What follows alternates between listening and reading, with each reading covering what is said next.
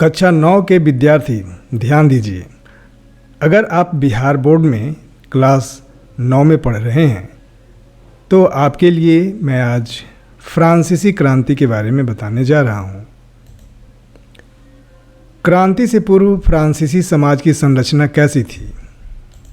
18वीं शताब्दी में फ्रांसीसी समाज 3 स्टेट्स में बटा हुआ था। प्रथम स्टेट पादरी वर्ग, इन्हें करों से छूट प्राप्त थी और ये किसानों से टाइद यानी धार्मिक कर वसूल करते थे। द्वितीय स्टेट कुलीन वर्ग का था, जिनमें उच्च सरकारी अधिकारी और बड़े जमींदार आते थे। इन्हें भी कई विशेषाधिकार प्राप्त थे और ये कोई कर नहीं चुकाते थे। ये किसानों से सामंती कर वसूल करते थे। तृतीय स्टेट व्यापारी, वकील, किसान, कारीगर, नौकर आदि करों का पूरा बोझ इन पर था और इनसे बेगार भी ली जाती थी। प्राचीन राजतंत्र पद का प्रयोग सामान्यतः 1789 से पहले के फ्रांसीसी समाज और संस्थाओं के लिए होता है। कर प्रणाली टाइद चर्च द्वारा किसानों से वसूला जाने वाला धार्मिक कर होता है। टाइल यह भी एक प्रकार का कर्ज होता है जो टैक्स के रूप में दिया जाता है। सीधे राज्य को दिए जाने वाला कर। फ्रांसीसी क्रांति के क्या कारण थे?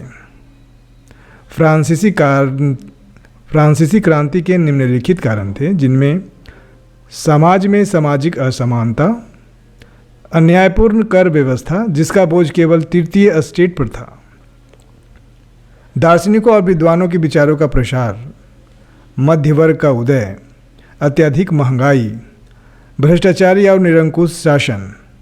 स्टेट्स जनरल की बैठक में तृतीय स्टेट्स की एक सदस्य एक मत की मांग को सम्राट लुई 16वें द्वारा अस्वीकार करना। दार्शनिकों का प्रभाव।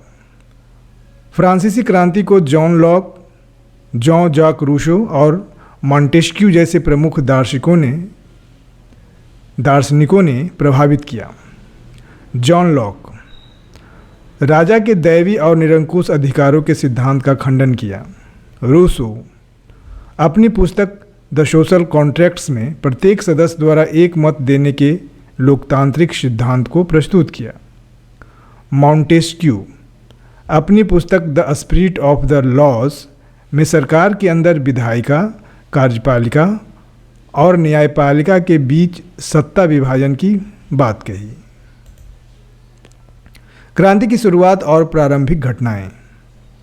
फ्रांसीसी क्रांति की शुरुआत 5 मई 1789 को नए करों के प्रस्ताव पर स्टेट्स जनरल की बैठक में तीसरे स्टेट्स की मतदान प्रणाली की मांग को सम्राट द्वारा ठुकरा देने की घटना से मानी जाती है।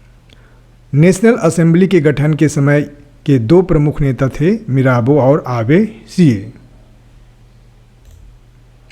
1791 का संविधान। इसने फ्रांस में संवैधानिक राजतंत्र की नींव डाली और सम्राट की शक्तियों को सीमित किया। शासन की शक्तियों को विभिन्न संस्थाओं, विधायिका, कार्यपालिका और न्यायपालिका में विभाजित किया। कानून बनाने का अधिकार नेशनल असेंबली को सौंपा। केवल 25 वर्ष से अधिक आयु वाले पुरुषों को मताधिकार दिया गया, जो कम से कम 3 दिन की मजदूरी के बराबर कर चुकाते थे। जीवन का अधिकार, अभिव्यक्ति की स्वतंत्रता का अधिकार और कानून के समक्ष समानता के अधिकार को नैसर्गिक एवं अहरणीय अधिकार के रूप में स्थापित किया गया। जैकोबिन क्लब और शासन। जैकोबिन क्लब फ्रांस का एक प्रमुख राजनीतिक क्लब था, जिसके सदस्य मुख्य रूप से समाज के कम समृद्ध वर्ग से थे, जिसमें छोटे दुकानदार, कारीगर, नौकर इत्यादि। जैकोबिनों का नेता मैक्सिमिलियन रोबेस्पियर था। जैकोबिनों को सौ कुलौत के नाम से जाना जाता था, जिसका शाब्दिक अर्थ है बिना घुटने वाले। वे धारीदार लंबी पतलून और लाल टोपी, जो आज़ादी का प्रतीक था, पहनते थे। 10 अगस्त 1792 को जैकोबिनों ने ट्यूरिए के महल पर धावा बोलकर राजा को बंदी बनाया। नए चुनाव हुए और 21 वर्ष से अधिक आयु वाले सभी पुरुषों को मताधिकार दिया गया। 21 सितंबर 1792 को राजतंत्र को समाप्त कर फ्रांस को गणराज्य यानी गणतंत्र घोषित किया गया। 21 जनवरी 1793 को लुई 16वें को फांसी दी गई। आतंक का युग, रीजन ऑफ टेरर। फ्रांस के इतिहास में सन 1793 से 1794 तक के रोबेस्पियर के शासनकाल को आतंक का युग कहा जाता है। इस दौरान रोबेस्पियर ने कठोर नियंत्रण और दंड की नीति अपनाई। अपने विरोधियों को बंदी बनाकर उन पर मुकदमा चलाया गया और दोषी ठहराए जाने पर गिलोटिन पर चढ़ाकर सिर कलम कर दिया गया। कानून बनाकर मजदूरी और कीमतों की अधिकतम सीमा तय की गई। गोश्त और पावरोटी की राशनिंग की गई। किसानों को अपना अनाज शहरों में तय कीमत पर बेचने के लिए बाध्य किया गया। बोलचाल और संबोधन में भी बराबरी का आचार व्यवहार लागू करने की कोशिश की गई। चर्चों को बंद कर दिया गया और उनके भवनों को बैरक या दफ्तर बनाया गया। गिलोटिन क्या होता है? गिलोटिन दो खंभों के बीच लटकते और आरे वाली एक मशीन थी जिस पर रखकर अपराधी का सिर धड़ से अलग कर दिया जाता था। जैकोबिन शासन के पतन के बाद क्या हुआ? जैकोबिन सरकार के पतन के बाद फ्रांस में 5 सदस्यों वाली डायरेक्टरी सरकार स्थापित हुई। डायरेक्टरी की राजनीतिक अस्थिरता से फ्रांस में सैन्य तानाशाही के उदय का मार्ग प्रशस्त हुआ, जिसमें नाम आता है नेपोलियन बोनापार्ट का। महिलाओं की भूमिका और स्थिति। तीसरे स्टेट्स की अधिकांश महिलाएं जीविकोपार्जन के लिए काम करती थी, जिसमें सिलाई बुनाई, कपड़े धोना, फल सब्जी बेचना, घरेलू काम करना। अधिकांश महिलाओं के पास पढ़ाई लिखाई और व्यावसायिक प्रशिक्षण के मौके नहीं थे। उन्हें पुरुषों की अपेक्षा कम मजदूरी मिलती थी। महिलाओं ने भी क्रांति में सक्रिय रूप से भाग लिया और अपने राजनीतिक क्लब एवं अखबार शुरू किए। उन्होंने मताधिकार, निर्वाचित होने और राजनीतिक पद प्राप्त करने की मांग की। क्रांतिकारी सरकार ने महिलाओं के जीवन में सुधार लाने के लिए कानून पारित किए।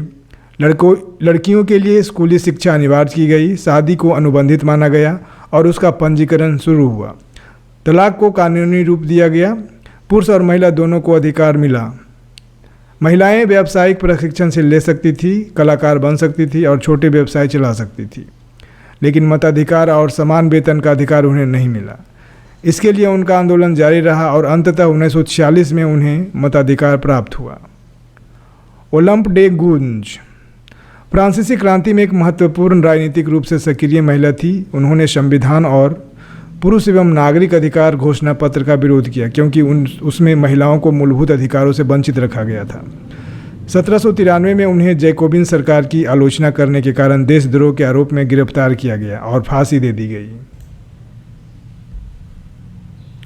दास प्रथा। 18वीं शताब्दी में फ्रांस में दास प्रथा की ज़्यादा निंदा नहीं हुई।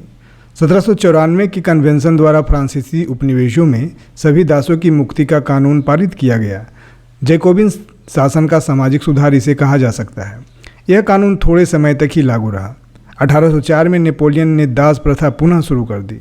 बागान मालिकों को अफ्रीकी निग्रो लोगों को गुलाम बनाने की स्वतंत्रता मिल गई।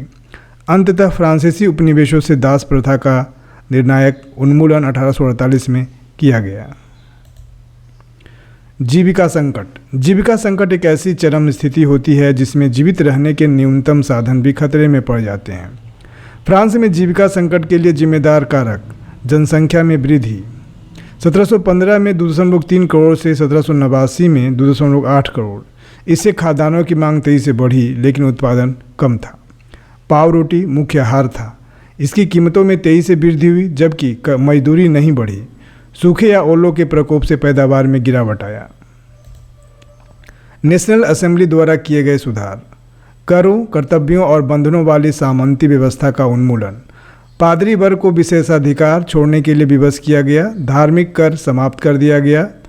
चर्च के स्वामित्व वाली भूमि जब्त कर ली गई।